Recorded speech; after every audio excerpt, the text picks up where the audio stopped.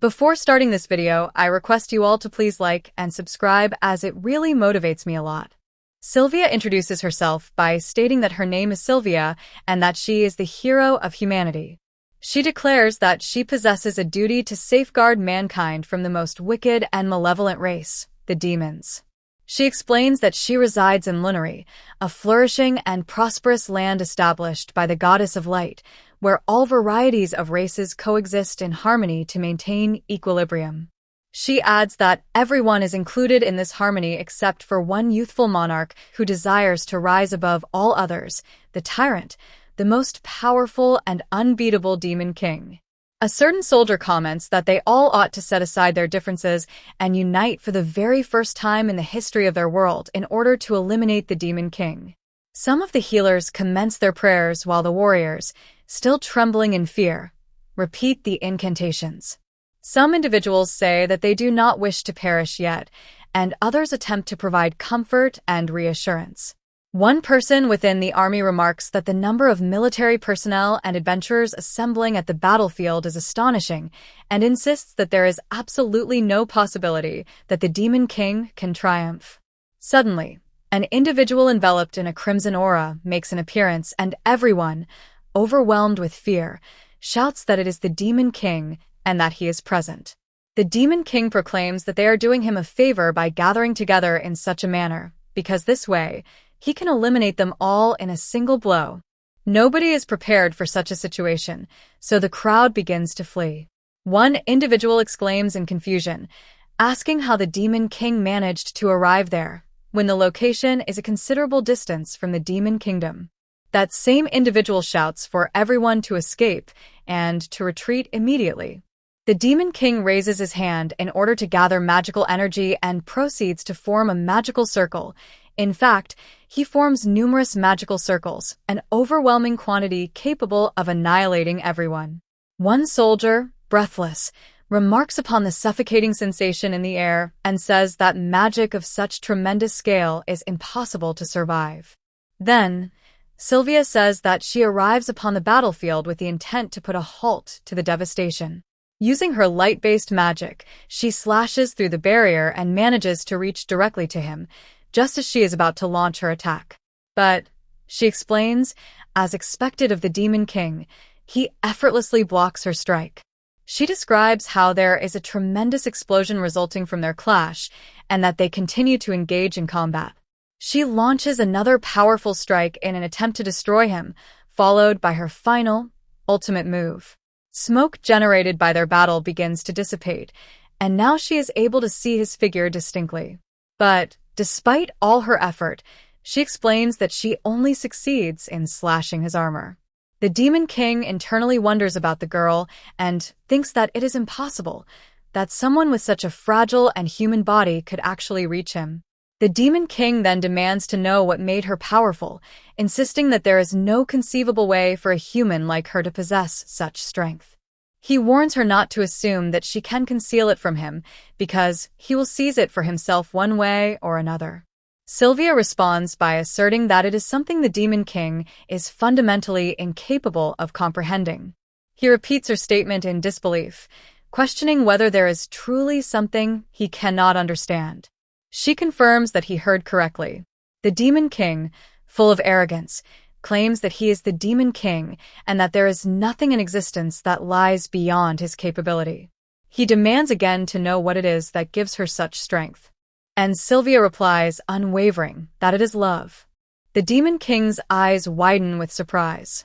He asks if she is really telling him that she broke his specially forged bloody manticore spine armor with the power of love. She looks at him with a determined expression, but then blushes out of embarrassment. Then she suddenly says that yes, that's right. He thinks that in that case he has no idea what's going on. He keeps thinking about what love even is. He wonders what kind of strange power could destroy the armor he forged for 50 long years. He asks himself if it's some kind of hidden human weapon that turns emotions into strong magic, or maybe a curse. He even starts to fear that he might be cursed by love itself. He goes deeper and deeper into his thoughts, trying to calm down. He reminds himself that he is a demon who has sought power for hundreds of years. There must be something he's heard about this so-called power of love. It's the first time his knowledge of battle is challenged like this. Still, he knows he must never let the enemy know that she's right, that he truly is incapable of love.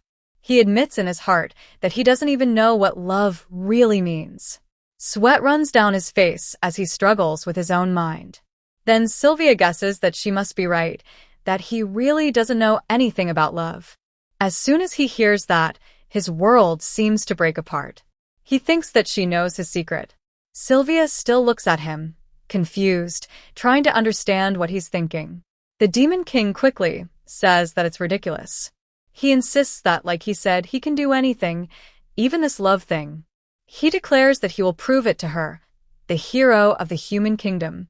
Then he turns and leaves dramatically, while Sylvia stands there, confused, saying to herself if that guy is even for real.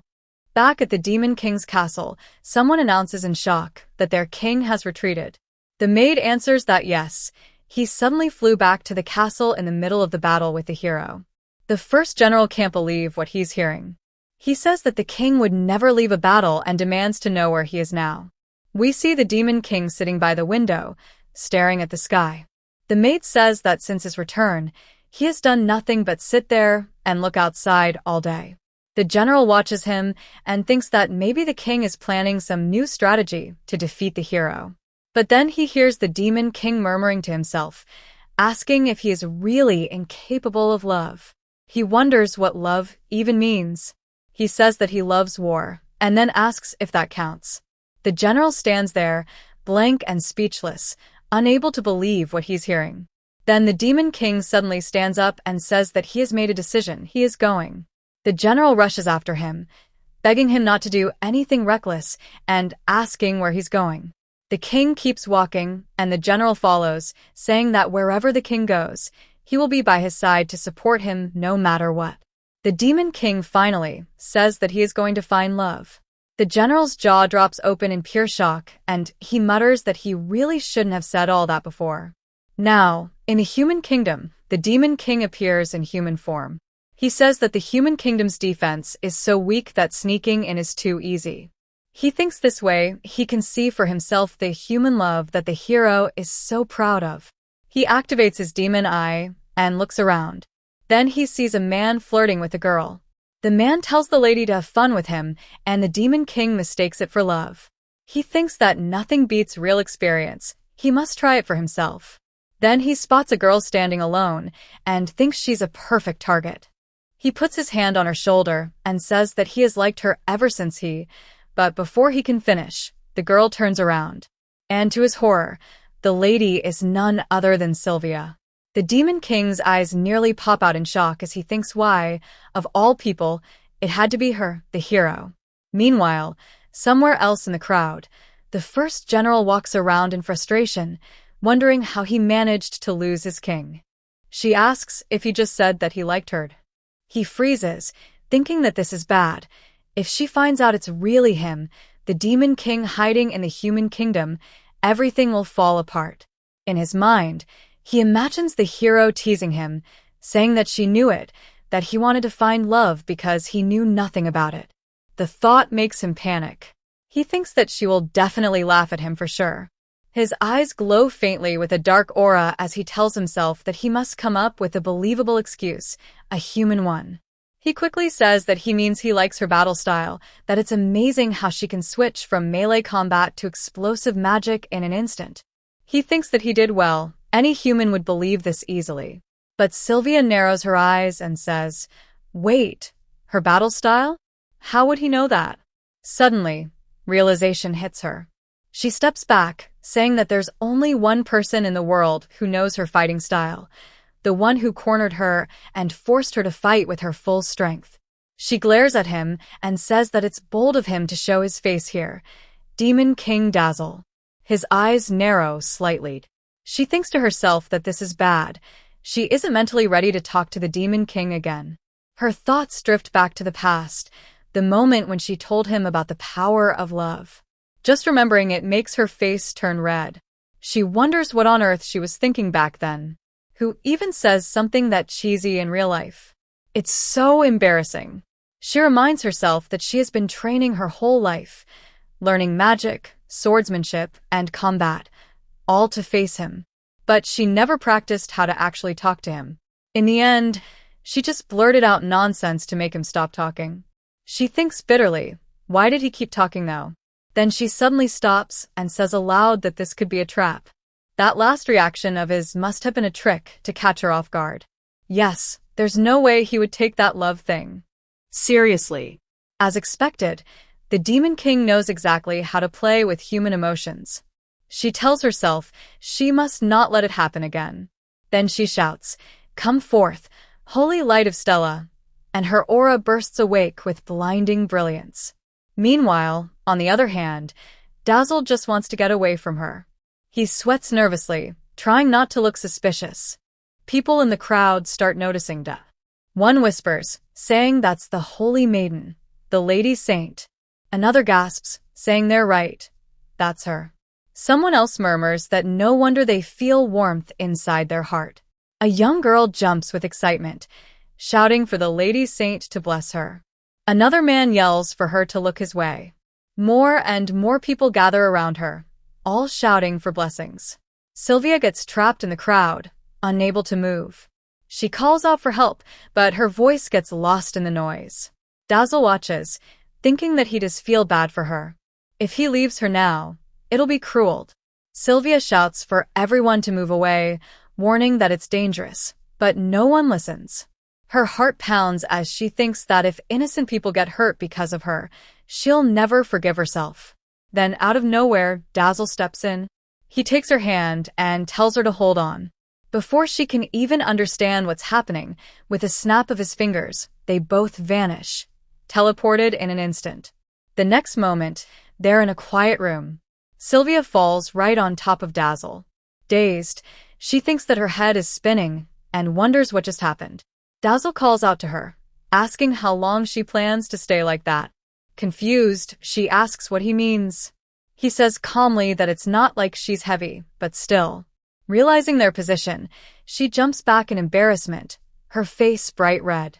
She stammers, asking what he thinks he's doing and where they even are. He answers that they're on his bed.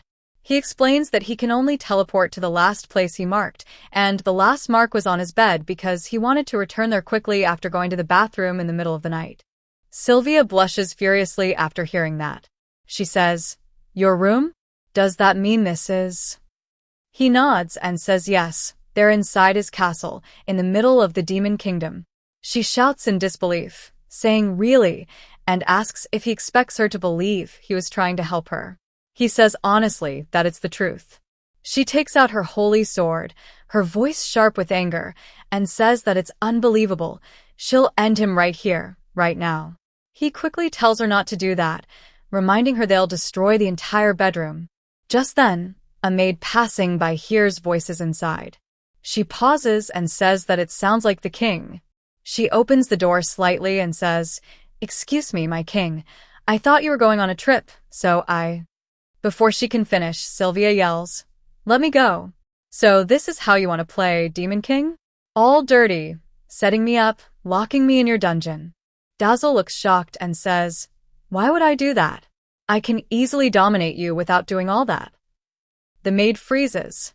Her face turns completely red as she misinterprets everything. She gasps, realizing what she thinks is happening, and stammers, "I didn't know you were in the middle of such activities, Your Majesty." She runs away blushing furiously, while Dazzle looks back, totally confused, asking what she's talking about.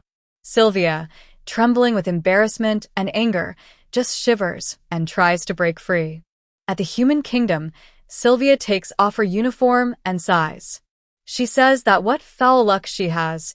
She thought she could go sightseeing in town after representing the Holy Church in that exhausting nobles meeting, but instead, she ran into him. She falls onto her bed and groans that the Demon King acted like he wanted to fight, yet didn't even draw his sword.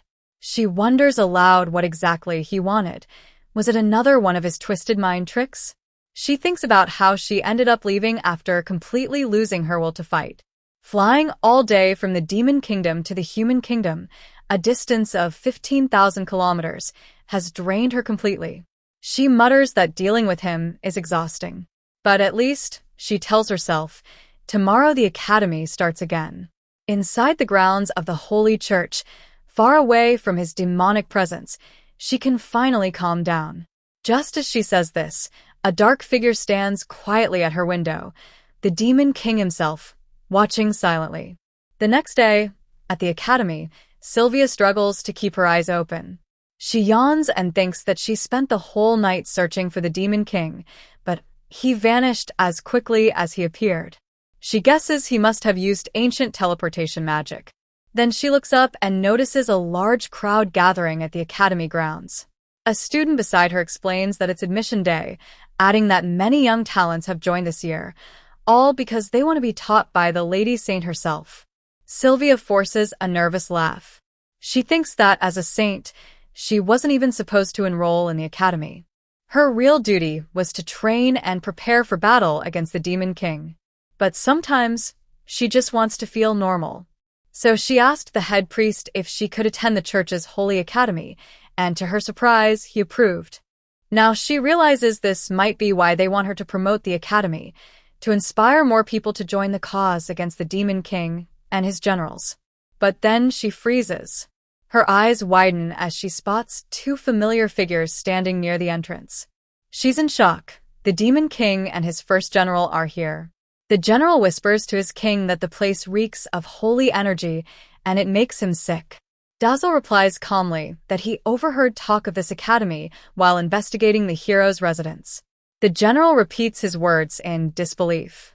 In his mind, Dazzle thinks that this is no different from a battlefield.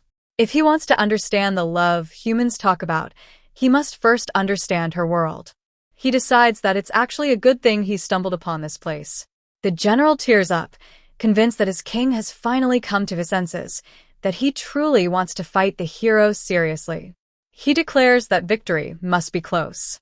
Dazzle tells him to remember the old saying, "Keep your friends close, but your enemies closer." The general nods eagerly, saying he'll assist his king in uncovering everything about the hero. Some students nearby watch them and giggle, saying that those two must be Saints fanatics. How cute! Then the instructor steps forward and announces that before starting the entrance test, everyone must give offerings to the goddess Stella. Of course, being the human world, the offerings are divided into low-class and high-class sections. The general frowns, thinking what a ridiculous and obvious show of class separation. The Demon King walks ahead and offers a magic stone. The instructors freeze in shock as they examine it. The general adjusts his glasses and says proudly that these are the highest quality materials, rare gems capable of turning weapons into relics. He adds that his king's wealth alone is greater than the human kingdom's entire fortune in its best year. He declares that his king deserves the best seat. But suddenly, one of the inspectors begins purifying the stones. He says that all forbidden objects from the demon world must be destroyed. Another professor chants for all unholy items to be burned. Students shout not to touch it, warning that it's dangerous. In the end, Dazzle and his general are both placed in the section of low offerings. On the other side, in the high offering section, every target hit lands perfectly. A boy, the son of a duke, speaks arrogantly that this much is nothing. Others around him cheer and praise him loudly. The general notices that the high offering section has a target only 10 meters away, while the low offering one is set at a full 100 meters. He mutters that it's obviously easier for those who gave more. He scoffs at humans and their obsession with social rank. The inspector then calls for the next participant. The duke's son smirks and says, "Good luck, peasant." The general clenches his fists, furious, and mutters for him to know his place, calling him a lowly commoner. Then he hears girls cheering for the duke. "We love you, Ronald." Dazzle watches this quietly and thinks that the boy is loved simply for showing off. He concludes that to be loved, one must display competence, even if it's shallow. With that, he exhales dark smoke from the demon world and declares that he'll take this test seriously. Then, raising his hand, he summons an entire storm of meteors. The general gasps and says that it's only a level 1 meteor storm, but it still looks magnificent, as expected of his king. Students and instructors alike are stunned, shielding their eyes from the glowing magic. Suddenly, Sylvia appears, shouting a holy incantation. She raises her staff and summons a wave of divine light, holy magic, banishment, to stop the meteor storm before it destroys the academy. The shockwave fades, leaving her panting and furious. She marches up to the Demon King, grabs him by the collar and yells, "What the hell do you want?" The Demon King looks shocked as Sylvia continues, her voice trembling with anger and exhaustion. She says that he suddenly left in the middle of their fight and then appeared out of nowhere in her city. She reminds him that he even teleported her to his bed, and at that, the entire academy audience gasps in shock. The students blush, and even the Demon King's general is left wide-eyed. Sylvia shouts that when she was finally about to sleep, too tired to move, he appeared outside her room again. She angrily says that he has no idea how much sleep she has lost because of him. The instructor, visibly nervous, approaches and asks if that man is her friend. The crowd behind her starts gossiping loudly. The instructor apologizes and politely requests them to continue their conversation, somewhere more private. Sylvia's face turns bright red. She starts to say that there is no way she and the Dem, but then she stops, thinking that if she tells everyone he is the Demon King, chaos will break out. The entire holy church would go on alert, the paladins would charge in, and countless lives could be lost. She wonders desperately what she should do. Before she can decide, Dazzle calmly asks if he can take the test one more time, saying that she was the one who interrupted him earlier. Sylvia mutters that it's his own problem now. But the instructor shakes his head and says that only one attempt is allowed. Then, smiling slyly, he adds that if she and the hero are in a close relationship, they might let it pass. After all, that meteor could easily destroy the Demon King's army. Sylvia's face freezes in shock as she stammers, unable to respond. Suddenly, the general steps forward and insists that he too is her acquaintance, claiming that he can also summon meteors. In his mind, he tells himself that he cannot let his king fail, not even once, and that he must stay by Dazzle's side no matter what. A few days later, the general praises his king, saying that Dazzle looks splendid. In anything, Dazzle replies that it's just a uniform, nothing special. Then he suddenly frowns, noticing the Holy Church symbol near the general's face. The general points out that there's one on Dazzle's neck too, and quickly rips it off. At once, a crowd gathers around them, whispering and gossiping. Dazzle looks around, confused, asking why everyone is staring. The general explains proudly that it's because of his magnificent meteor storm. Humans must be admiring his power. Dazzle, still puzzled, thinks that this kind of admiration feels different from the kind of love that Roland received earlier. Of course, he doesn't realize that the crowd is actually bad-mouthing him, calling him disgusting for daring to enroll in the academy without a proper offering, and for what he did to Lady Saint. Dazzle looks around and wonders what kind of training this academy even has. The general says that since it's the first day, it'll probably be a simple 20-kilometer warm-up. Dazzle scoffs, saying that it sounds too basic, and guesses they might even fight a dozen minotaurs or something. The general nods eagerly, confident that his king will excel in everything. Then Dazzle suddenly stops and tells his general to wait. The general immediately grows cautious, asking if his king senses danger or malice nearby. Dazzle replies that yes, he can see it, and points directly at Sylvia. The general mutters that she doesn't even try to hide her presence. Dazzle says that they should just pretend they didn't see her, and the general quickly agrees, saying it looks troublesome. But Sylvia won't be ignored. She yells for them to stop, shouting that she knows they can hear her. She runs toward them, demanding they stop and listen to her, but the Demon King and his general take off running. She cries out that she has so much to say about what they did the other day. Before she can reach them, they teleport away. Sylvia calls after them not to teleport and begs them to wait, saying she just wants to talk. Her voice trembles as she mutters that nobody ever listens to her, not even the head priests, who blame her for everything. Then a flashback begins. Sylvia remembers being scolded by the high priests, accused of having a disgraceful relationship with a commoner. She sits silently, thinking that they don't know the truth, that he's not just anyone, he's a king, a demon king. She couldn't tell them, because that truth would throw the entire city into chaos. She sits alone, whispering to herself, wondering why everything turned out this way. Suddenly, the air shimmers and Dazzle teleports right in front of her.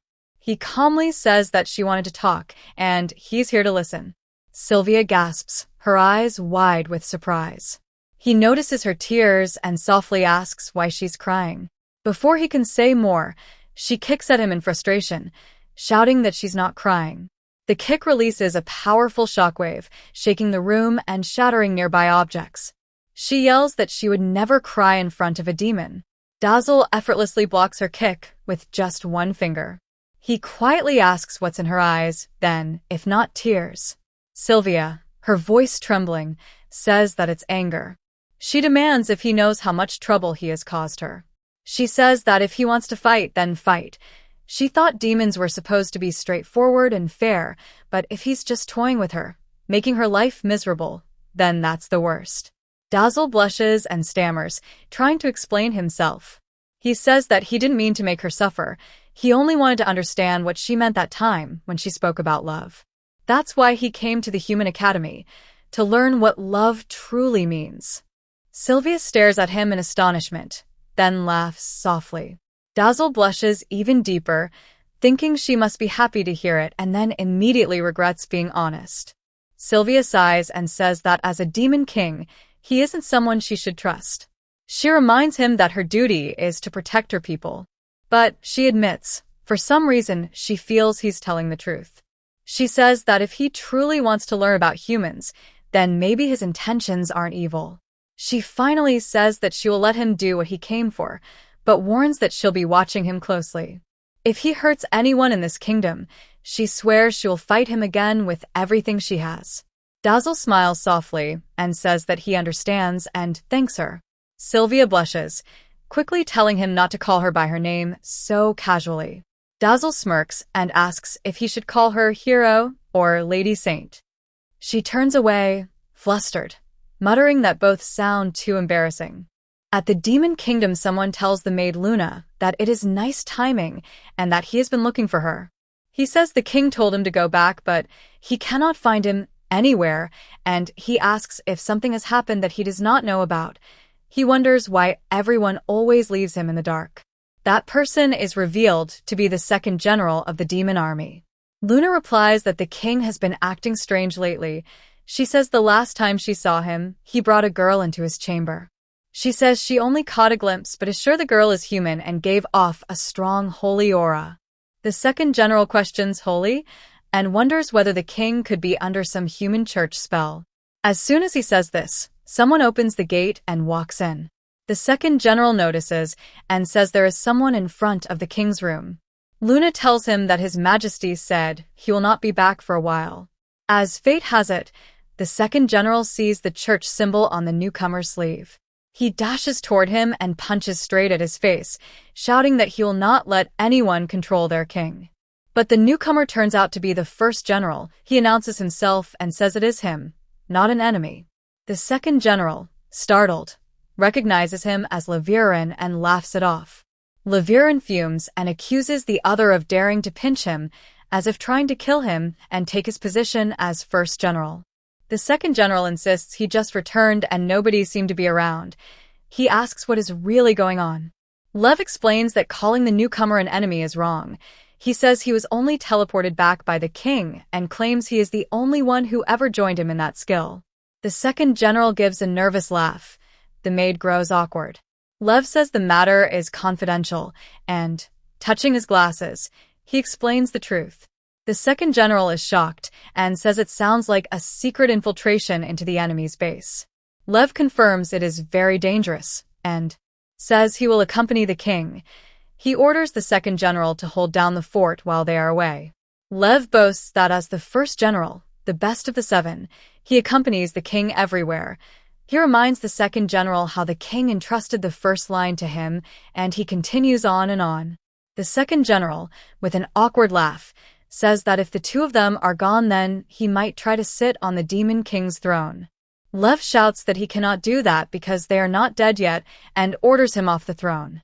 At the human kingdom, at Goddess Stella Academy, Dazzle and Lev walk together. They have flown 15,000 kilometers from the demon kingdom. Dazzle says he was late yesterday and admits he does not understand the Academy's class system. Lev apologizes to his king for not accompanying him to the new student ceremony, explaining that a treason required his attention. Dazzle says not to worry and thinks it is partly his fault for forgetting to teleport Lev back. Lev explains the Academy lets students choose their job class. He says he is flattered the king chose the same class as him and asks which job class the king picked. Dazzle admits he is a bit lost and chose the class that keeps talking about demons, thinking it should be easy for demons like them. Lev is shocked and warns that Exorcist is a job that specializes in holy magic to kill demons. Dazzle reassures him that it is just human early education. Lev notes they start from E-Class 2, just a bunch of low-grade exorcists, and wonders what's the worst that can happen. Suddenly Sylvia appears and says Exorcist is perfect. She says they will share the same training ground since she is an exorcist as well. Lev recoils in shock and blurts that the hero is also an exorcist. Sylvia tells him not to get worked up and says she is not here to pick a fight. Dazzle asks what she is doing here. Sylvia answers that she told them she would keep an eye on them and that choosing the same job class as her will make the job easier. Sylvia warns that if Dazzle does anything strange, accidents happen in the exorcist training ground, accidents that are dangerous only to demons. Dazzle jokes that it sounds like a very evil plan. Lev accuses her of calling herself a hero. Sylvia apologizes and says if she does not seem heroic it is because demons are rubbing off on her. People gossip about Dazzle and Sylvia behind Sylvia's back, saying they are in a relationship. Sylvia then warns Dazzle to mark her words and not to do anything stupid, weird, suspicious, or demon-like. They must never let anyone know who they truly are. Dazzle replies that they are the two strongest demons in the world, and blending in with humans is a breeze. Lev sheds tears of happiness, thinking his king esteems him highly. Sylvia replies coolly. Suddenly the school bells ring. Sylvia says it is time for the morning prayer and that she cannot be late or the head priest will scold her. Dazzle asks what the morning prayer is. In the prayer room both demons try to vanish. Dazzle says it feels quite hot inside. Lev says it is only a little hot. Sylvia thinks it is not a breeze at all and says they are clearly vaporizing inside the holy church. In the next scene, two students discuss which jobs they chose. A narcissistic boy bumps them on the shoulder. One student tells him to watch where he is going. The boy sneers and tells them to know their place, calling them lowly commoners. The students move on, unwilling to mess with a noble. The boy then sees the demon king and his general, tired from class, and decides the place is bad for demons.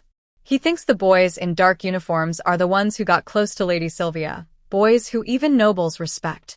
Feeling cocky, he runs toward Dazzle and shouts for him to get out of the way, intending to collide with full force. To everyone's shock, the noble's bones crack on impact, and he flies backward. Dazzle calls for a medic. Lev notices and, furious, releases his aura so strongly that it shatters all the glass windows. He screams that how dare the noble bump his king's shoulder on purpose. He threatens to chop every part of the noble's body off and feed it to the hungry monsters of the demon kingdom. The boy gulps in fear. Lev then declares with cruel delight that the noble should rejoice, for his life is about to be taken by the great demon king's #1 subordinate. As Lev speaks, Dazzle internally observes that the man is completely finished. However, a sudden shock strikes him. He senses a sweet, dense holy scent, hears a familiar voice, and notices approaching footsteps. It is revealed that Sylvia is walking down the corridor with her friends, casually discussing their classes. Dazzle freezes as a memory flashes through his mind Sylvia's earlier warning that if he harmed any human, she would fight him with her full power. Lev lets out an eerie laugh, clearly preparing to strike. At that instant, the Demon King activates hyper-acceleration. Dazzle calculates rapidly and realizes he will not make it in time. He panics internally, thinking that Sylvia will expel him and that he will lose his chance to study love. Accepting that he has no other option, he activates ancient dark magic, time and space control. In zero point 0.4 seconds, he throws the noble and Lev into a portal. In the next 0.3 seconds, he seals it shut. At 0.2 seconds, the magic stabilizes, and by 0.1 seconds, the portal vanishes completely. Meanwhile, Sylvia tells her healer friend that choosing healing magic seems boring and wonders why she did not choose something else. Her friend retorts that Sylvia has no right to complain and should have joined her instead, since she is terrible at making new friends anyway. Suddenly, Sylvia senses a faint trace of dark magic and immediately turns toward its source. She announces firmly that she now has a strong reason to remain in the exorcist class. Sylvia's gaze lands on Dazzle, and she stares at him with an awkward, unreadable expression. Dazzle greets her nervously, welcoming her while visibly sweating. Sylvia questions him about what he is up to now. Dazzle deflects, asking why she assumes he is doing anything suspicious. Internally, Sylvia reasons that no matter how foolish he appears, he is still the Demon King. She considers the possibility that everything happening is an act and that he may have ulterior motives. Deciding to be thorough, she resolves to scan the entire academy for traces of dark magic. She activates her holy senses. Her friends notice and ask whether she has activated a holy skill. Sylvia thinks that, for further precaution, she should use every holy buff she has to protect all living beings in the academy from dark magic. She activates all her skills at once. Instantly, the students feel blessed and joyful, while the instructors misinterpret the surge as an attack and order everyone to prepare countermeasures. Dazzle begins sweating heavily and trembling. He panics internally, wondering why Sylvia is going all out and whether she is truly angry enough to expel him. Sylvia, meanwhile, becomes annoyed by his expression, thinking that it looks as if he is suppressing something massive. She concludes that he must be compressing his dark magic so tightly that even she cannot sense it. She strengthens her holy protection even further. At this, Dazzle nearly collapses from stress. Sylvia's friend calls out to her, and Sylvia activates space-based holy buff skills. After a thorough inspection, she finally sighs and announces that she cannot find anything suspicious. She warns Dazzle that she will let him off the hook this time, but if he does anything strange again, there will be consequences. Dazzle responds with a shaky thumbs up, drenched in sweat. Sylvia's friend asks whether they fight every time. Sylvia answers bluntly that she was born to fight that guy. When asked if it is a couple's quarrel, Sylvia becomes embarrassed and denies it, insisting that it is only a rumor. She claims she has a duty to protect and will never date, though internally, she adds that he is a Demon King anyway. Next you will see more of Sylvia and the Demon King. How does the noble manages to survive Lev and the Demon King's chemistry with Sylvia, so please subscribe as it helps us a lot.